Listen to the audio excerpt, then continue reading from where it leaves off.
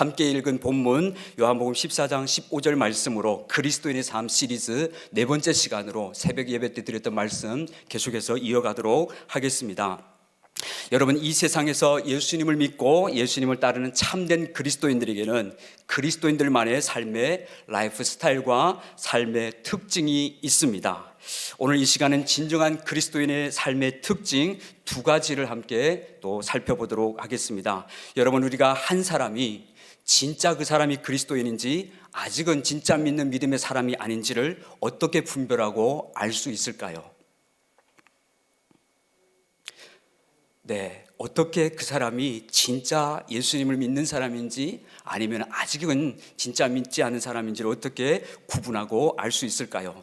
여러분, 초대교회 당시에는 예수님을 믿는 사람들을 핍박하고 박해했던 자들이 때로는 자신을 예수님을 믿는 것처럼 가장을 해서 속이고 공동체 안에 들어와서 그리스도인들이 모이는 그곳에 와서 그 장소를 알고 그 사람들을, 그리스도인들을 잡아다 옥에 가두기도 하고 또 그렇게 죽이기도 했었습니다. 그래서 초대교회 당시 상황을 배경으로 한 기독교 영화 코바디스 도미네라고 하는 코바디스의 영화에 보면은 익투스라고 하는 물고기 모양의 그림을 땅에서 이렇게 그려서 서로 누가 우리가 진짜 그리스도인지를 확인을 했었습니다. 여러분, 초기 로마 제국이 교회를 핍박할 때 그리스도인들은 땅에다 물고기 모양의 익투스라고 하는 비밀의 용어와 같은 그림을 그려서 서로 진짜 그리스도인이 맞는지 아닌지를 확인을 했었습니다. 자, 그럼 오늘 우리는 어떻게, 초대교회 성도들은 이 사람이 진짜 신앙인인지 아닌지를 확인하기 위해서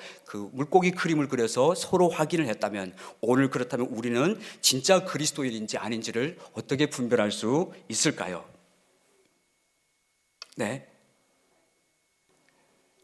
네, 알겠습니다. 자, 어떻게 구별할 수 있는지, 성경은 뭐라고 말씀하시고 있는지 우리 함께 성경을 보도록 하겠습니다. 여러분, 마태복음 7장에 보면은 예수님께서 말씀하시기를 사람이 그들의 열매를 보고 그들을 알게 될 것이다, 이렇게 말씀하셨습니다. 가시나무에서는 가시연공키를 맺게 될 것이고 좋은 나무에서는, 포도나무에서는 포도 열매를 맺게 될 것이다.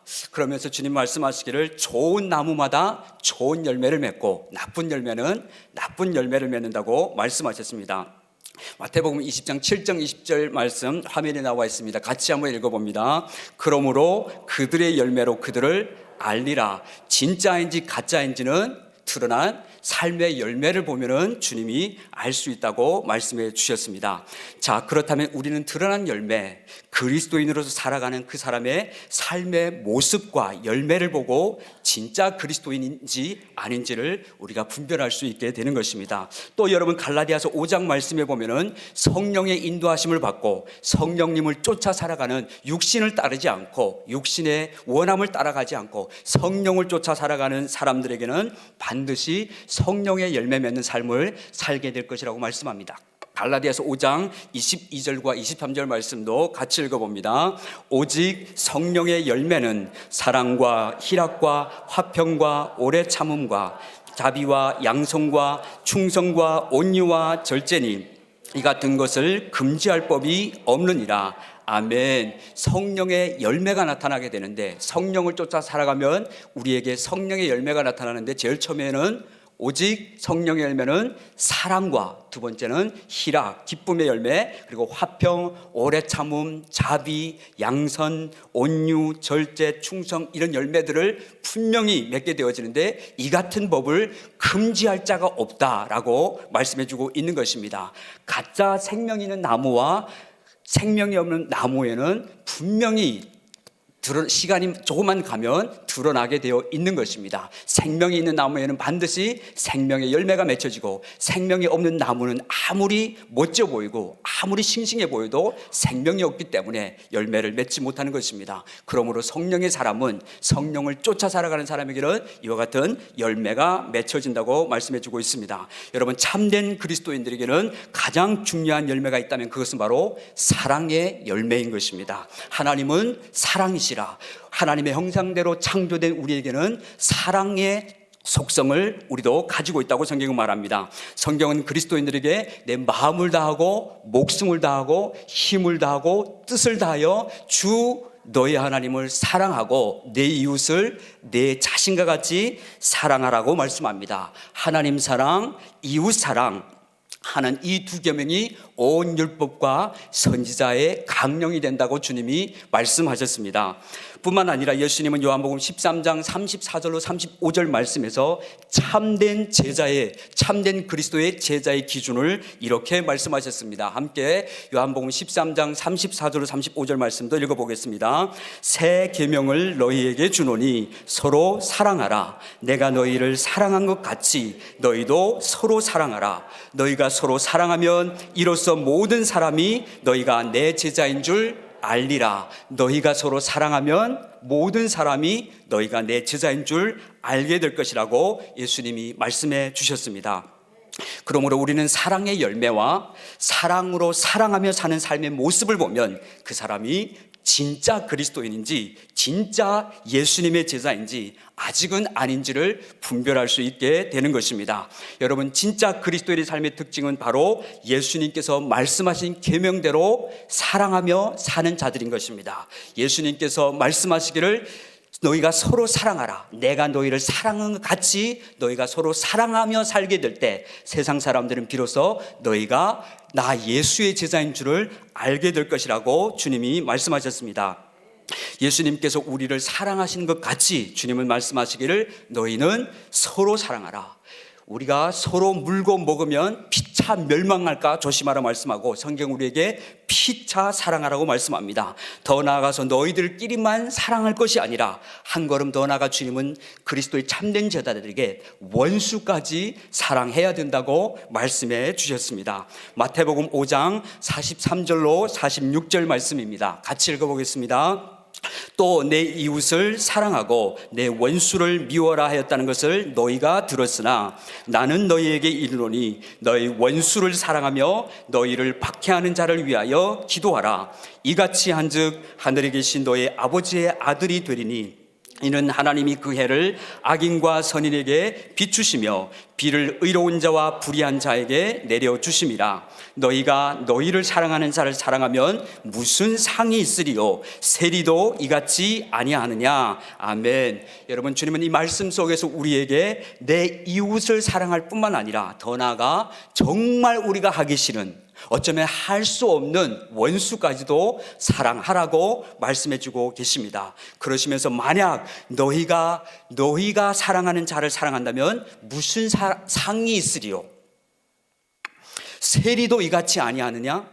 죄인의 대표인 세리도 자신이 좋아하고 사랑하는 사람은 사랑하며 살지 않느냐? 하물며 하나님의 조건 없는 사랑을 받고 예수 그리스도의 그 은혜를 받은 너희는 세리와도 같이 살아야 되겠느냐라고 주님이 말씀하십니다.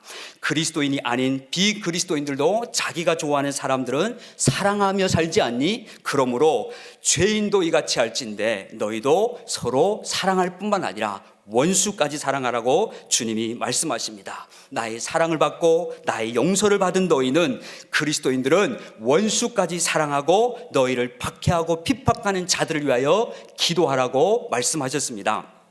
여러분, 진짜 그리스도께 속한 그리스도인들은요, 아무리 용서하기 힘든 사람과 원수까지도 주님의 이름으로 용서하게 되는 것입니다. 왜 그런지 아십니까? 용서하고 싶어서 그렇게 하는 것이 아니라 진짜 예수님께 속하고 어린 양이 어디로 인도하든지 따라가는 그리스도인들은 예수님의 말씀을 결코 외면할 수가 없는 것입니다. 주님이 주신 사랑의 계명을 거역하고 불순종하며 살 용기가 없기 때문인 것입니다. 그러므로 예수님은 오늘 본문 요한복음 14장 15절 말씀에서 너희가 나를 사랑하면 나의 계명을 지키리라 라고 말씀하셨습니다. 정말 너희가 나를 사랑하니, 세상의 그 무엇보다 나 예수를 사랑하니, 그렇다면 내 계명을 너희가 지키게 되리라고 주님이 말씀하셨습니다.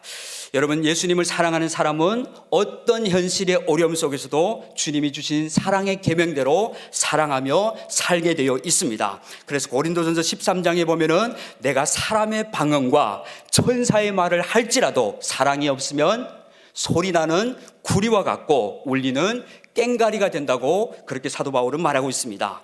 내가 아무리 예언하는 능력이 있어 모든 비밀과 모든 지식을 다 알고 또 산을 옮길 만한 모든 믿음이 다 있을지라도 사랑이 없으면 내게 아무 유익이 없다라고 말씀합니다. 내가 내게 있는 모든 것으로 내 몸을 불사르게 내어줄 만큼 내가 헌신하고 그렇게 믿음이 있고 그런 삶이 있다 할지라도 사랑이 없으면 내게 아무 유익이 없다고 말씀해주고 있습니다. 그러면서 잘 아시는 고린도전서 13장 13절 말씀에 그런즉 믿음, 소망, 사랑은 항상 있을 것인데 그 중에 제일은 사랑이라고 주님이 말씀하셨습니다.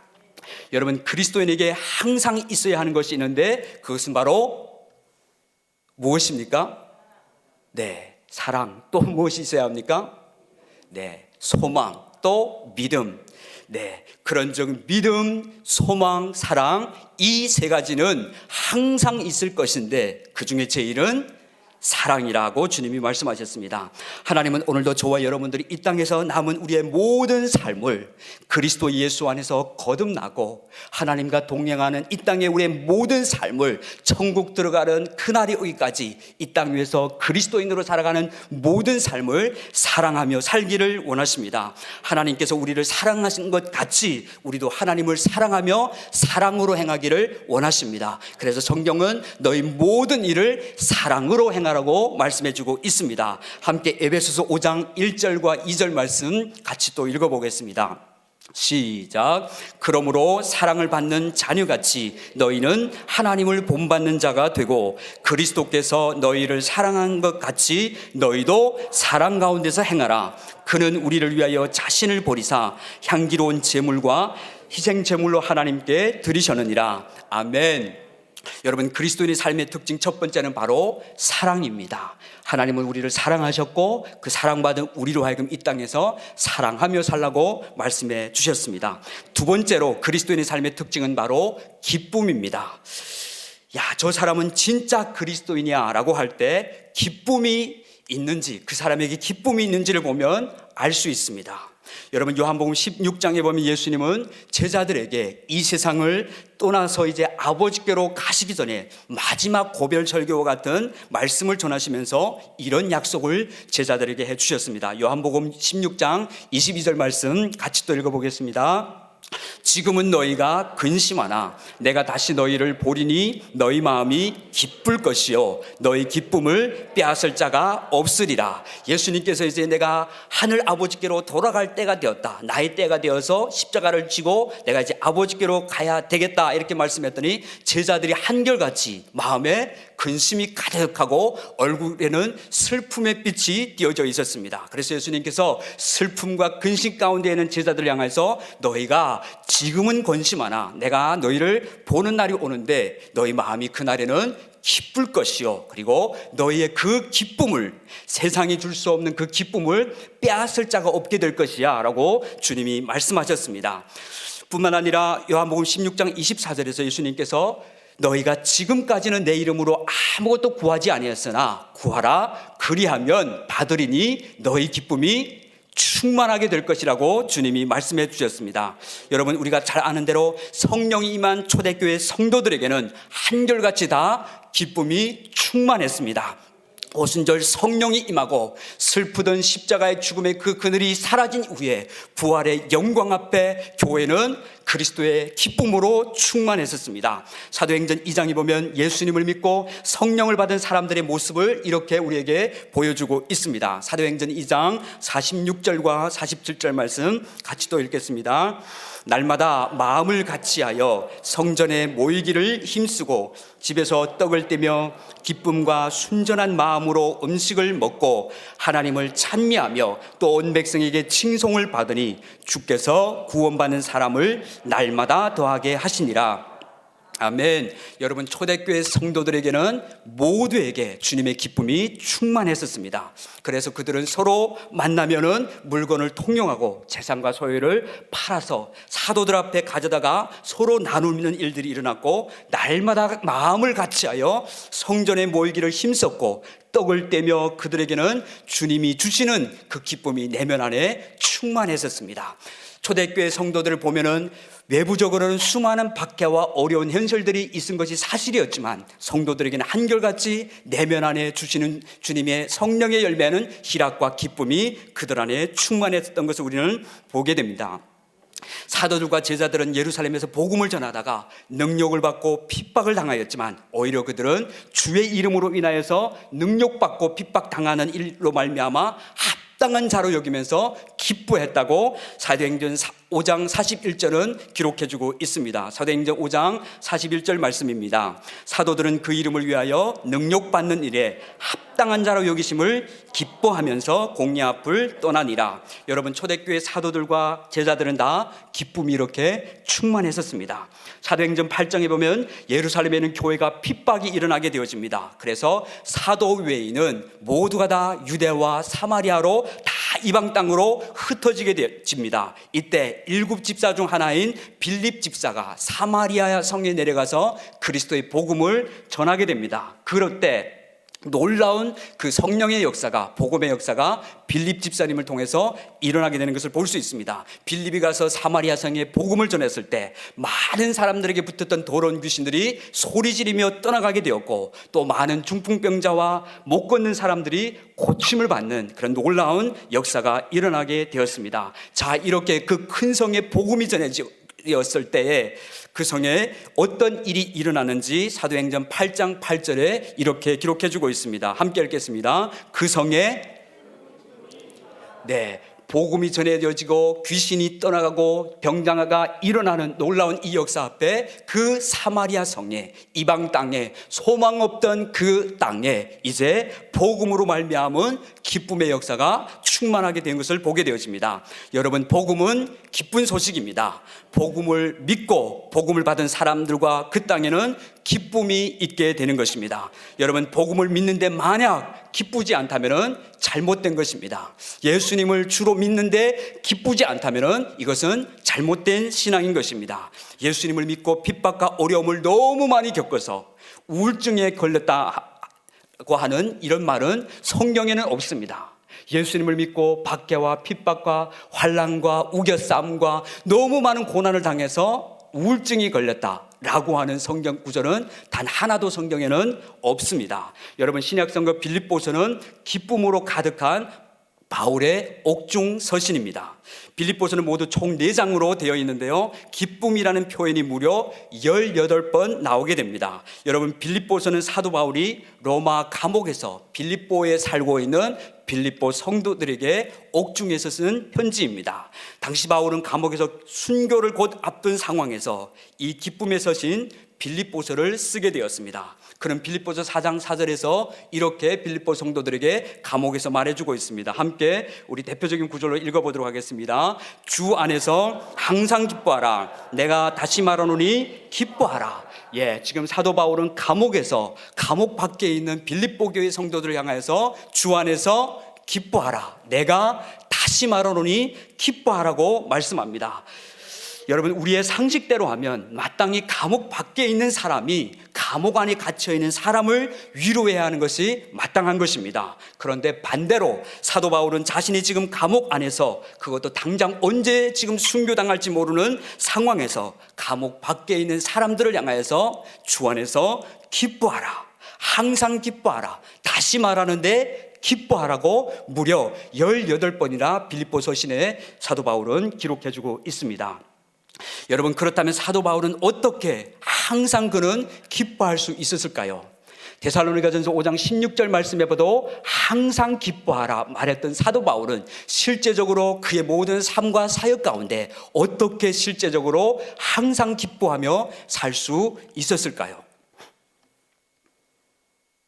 그 비결은 바로 바울은 항상 자신이 예수님 안에, 주 안에 있다는 사실을 믿고 있었기 때문이었습니다. 자신이 항상 그리스도, 예수 안에, 주 안에, 빌립보서나 골로새서나 에베소서에 보면은 그리스도 안에서, in Christ, 예수 그리스도 안에서, 주 안에서라는 말을 사도 바울은 즐겨 사용했습니다. 사도 바울이 항상 기뻐할 수 있었던 근거는 바로 그가 항상 주 안에, 그리스도 안에 있었기 때문에 가능했던 것입니다. 자, 함께 빌립보서 1장 1절 말씀 같이 또 읽어보겠습니다. 시작. 그리스도 예수의 종 바울과 디모데는 그리스도 예수 안에서 빌립보에 사는 모든 성도와 또한 감독들과 집사들에게 편지하노니. 아멘. 여러분, 사도 바울은 자신이 지금 감옥 안에 있는 것이 아니라 어디에 있다고 말합니까? 편지를 쓸 때 내가 지금 이러이러해서 로마 감옥에 갇혀 있다, 이렇게 자신을 소개해야 되는데 1절에 보니까 어떻게 말하고 있습니까? 그리스도 예수의 종 바울과 디모데는 그리스도 예수 안에서, 자신이 지금 감옥에 있는 것이 아니라 그리스도 예수 안에서 빌립보에 사는 성도들에게 문안하고 있는 모습을 볼 수 있습니다. 그리스도 예수 안에, 사도 바울은 실제로 자신이 예수님 안에 있다고 생각했습니다. 이것이 사도 바울에게 있었던 기쁨의 비밀인 것입니다. 그러므로 바울은 극한 핍박과 환난과 옥중에서도 항상 기뻐할 수 있었던 비결은 바로 자신이 늘 그리스도 예수 안에 있다는 사실을 믿고 확신했기 때문입니다. 사도 바울은 한시도 주님 떠나지 않았습니다. 그는 자신이 늘 그리스도 예수 안에 있었다고 믿고 확신했었습니다. 여러분, 사도 바울은 예수님 안에 있었기 때문에 세상 부러울 것도, 어려운 현실의 상황과 환경으로 인해 불평하고 두려울 것도 없었던 사람인 것입니다. 사도 바울은 자신이 늘 그리스도 안에 있다는 사실을 확신하였고, 그 그리스도를 위해서라면, 그 예수 그리스도를 위해서라면 무엇이든지 그는 배설물로 여길 수 있었습니다. 뿐만 아니라 달려온 그 인생의 뒤의 것을 돌아보지 않고 앞에 있는 표대를 향하여 그리스도 예수 안에서 하나님이 나를 위해 저 위에서 부르신 부름의 상을 위해서 자신은 달려간다고 말해주고 있습니다. 빌립보서 3장 7절로 14절 말씀 같이 한번 바울의 고백을 한번 들어보도록 하겠습니다.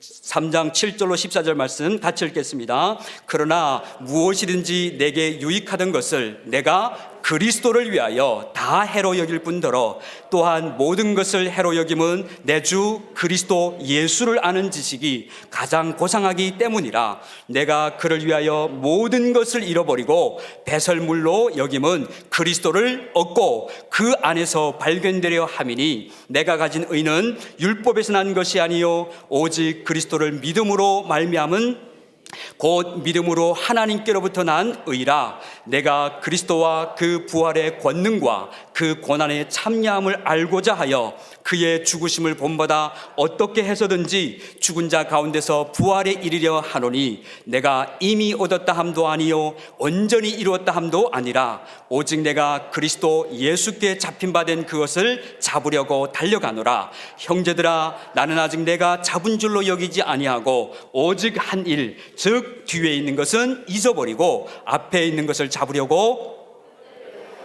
그리스도 예수 안에서 하나님이 위에서 부르신 부름의 상을 위하여 달려가노라. 아멘. 사도 바울은 항상 그리스도 예수 안에 있었습니다. 여러분, 사도 바울은 지금 분명히 로마 감옥에서 빌립보 서신을 기록했지만 그의 영적인 주소, 그의 믿음의 주소는 어디라고 말하고 있습니까? 그리스도 예수 안에 자신이 있다는 사실을 그는 분명하게 믿고 확신했었습니다. 여러분, 우리도 마찬가지입니다. 오늘 예수님을 믿고 그리스도인이 된 우리에게도 예수님은 함께 하십니다. 사도 바울과 함께 하셨던 예수님은 지금 이곳에 우리와 함께 하시는 줄로 믿습니다. 비록 우리의 현실의 삶은 어렵고 힘들고 고통스러울 수 있지만 저와 여러분들은 오늘도 예수님 안에, 주 안에 내가 있다는 사실을 믿고 확신하시기 바랍니다. 느낌이나 감정이 아니라 그리스도께서 우리 안에, 우리가 주님 안에 있는 것은 오직 믿음으로 말미암아 이루어진 분명한 진리의 사실인 것입니다. 예수님은 포도나무고 우리는 가지가 되어서 주님이 우리 안에, 우리가 예수님 안에 있다는 사실을 믿고 확신할 수 있기를 바랍니다. 여러분, 우리가 어떤 어렵고 힘든 상황 속에서도 항상 기뻐할 수 있는 이유와 비결은 바로 내가 예수 그리스도 안에, 주 안에 있다는 사실을 우리가 믿음으로 인식할 때, 내가 지금 이 상황 가운데 내몰린 상황이 아니라 내가 예수 그리스도 안에 있다는 사실을 믿음으로 인식할 때 비로소 우리는 상황에 따라 흔들리지 않고 주 안에서 항상 기뻐하며 범사에 감사하는 삶을 살 수 있게 되는 것입니다. 여러분, 오늘 수요밤 예배에 나오신 우리 중 모두는 사도 바울보다 현실적으로 지금도 어렵게 힘든 상황을 만난 분들이 계십니까? 현실적으로 지금 사도 바울보다 더 어렵고 힘든 사람들이 있습니까? 감옥에서 순교를 앞둔 사도 바울보다 더 어렵고 힘든 사람은 아마 우리 가운데 누구도 없을 것입니다.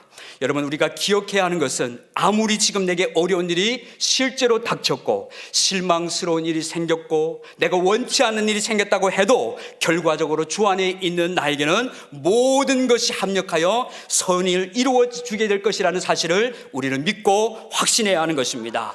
주 안에 있는 자는 결코 망하지 않습니다. 그리스도 예수 안에 있는 자는 반드시 승리합니다. 주님이 십자가와 부활로 승리한 것처럼 그리스도를 믿는 모든 성도들은 반드시 승리하게 되는 것입니다. 우리가 기억해야 하는 것은 내 현실이 아무리 어렵다 할지라도 지금 이 모든 현실 앞에 예수님이 나와 함께 계시다는 사실을 우리는 믿고 확신해야 합니다. 로마서 8장 28절에서 사도 바울은 이런 확신에 찬 선포와 고백을 우리에게 들려주고 있습니다. 함께 읽겠습니다. 우리가 알거니와 하나님을 사랑하는 자 곧 그의 뜻대로 부르심을 입은 자들에게는 모든 것이 합력하여 선을 이루느니라. 아멘. 하나님을 사랑하는 자 곧 그분의 뜻대로 부르심을 입은 모든 그리스도인 성도들에게는 모든 것이 합력하여 선을 이루게 될 것이라고 말씀해주고 있습니다. 여러분, 이 사실을 분명하게 믿고 있었던 바울은 어떤 상황 속에서도 그는 흔들리지 아니했고 항상 주 안에서 기뻐할 수 있었던 것을 볼 수 있습니다. 여러분, 사도 바울은 자신이 다른 사람보다 대단하고 뛰어나서 그렇게 영적인 삶, 은혜로운 삶, 기뻐하는 삶, 감사하는 삶을 사는 것이 아니라고 말합니다. 바울은 고백하기를 빌립보서 4장 13절에서 내게 능력 주시는 자 안에서, 내게 능력 주시는 그리스도 안에서, 주 안에서 내가 모든 것을 할 수 있다고 그는 고백해주고 있습니다.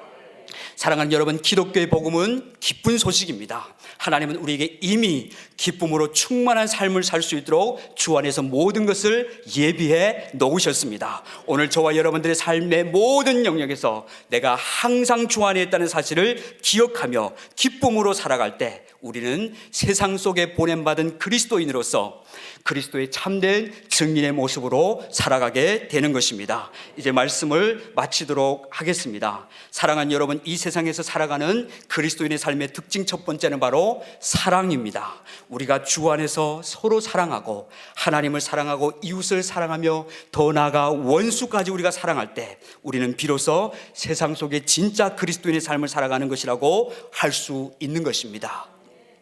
만약 우리가 하나님을 사랑하지 않고 하나님을 사랑하노라 하고 형제를 사랑하지 않으면, 원수도 사랑하지 않으면 이 사람은 거짓말하는 자라고 요한 1서는 기록해주고 있습니다. 보이는 형제를 사랑치 않아하는 자가 어떻게 보이지 않는 하나님을 사랑할 수 있겠니? 그러므로 보이는 형제를 사랑하는 사람이 보이지 않는 하나님도 사랑할 수 있다고 주님은 말씀해주고 있습니다. 두 번째로 그리스도인의 삶의 특징은 바로 기쁨입니다. 주 안에 있는 여러분, 정말 우리는 주 안에서 기쁨의 삶을 살아야 하는 것입니다. 비록 이 세상에 어려운 현실이 우리에게 분명히 있습니다. 우리에게 여러 가지 시련도 있고 고난도 있고 마음이 답답하고 어려운 현실을 만나는 것 사실이지만, 그러나 그 현실보다 나의 영적인 위치, 나의 영적인 주소가 그리스도 예수 안에 있다는 사실을 우리가 늘 잊지 않고 기억할 수만 있다면 우리는 주 안에서 믿음으로 항상 상황과 환경에 관계없이 기뻐할 수 있게 되는 것입니다. 그래서 하박국서 3장 17절 말씀에 비록 무화과 나무에 열매가 없고 우리의 소떼가 없고 양떼가 없을지라도 여호와로 말미암아, 구원의 하나님으로 말미암아 기뻐할 수 있었던 하박국처럼 내가 정말 오늘 주 안에 있는 사람은 어떤 현실을 만난다 할지라도 기쁨을 잃어버리지 않고 기쁨의 참 삶을 살 줄로 믿습니다. 이것이 바로 우리 그리스도인의 삶의 특징입니다. 그리스도인의 특징 두 가지. 첫 번째는 사랑하며 사는 것입니다. 두 번째는 기쁨의 삶을 주님 앞에서 살아가는 것입니다. 원하옵기는 우리 하늘 사랑의 모든 성도님들이 주님 안에서, 예수 그리스도 안에서 우리의 남은 하루하루의 모든 삶을 세상 속에 보냄받은 그리스도로 인으로 사랑만 하며 항상 주 안에서 기뻐하며 사랑과 기쁨이 충만한 복음에 합당한 삶을 실제로 살아가시는 저와 여러분들이 될 수 있기를 주님의 이름으로 축원합니다.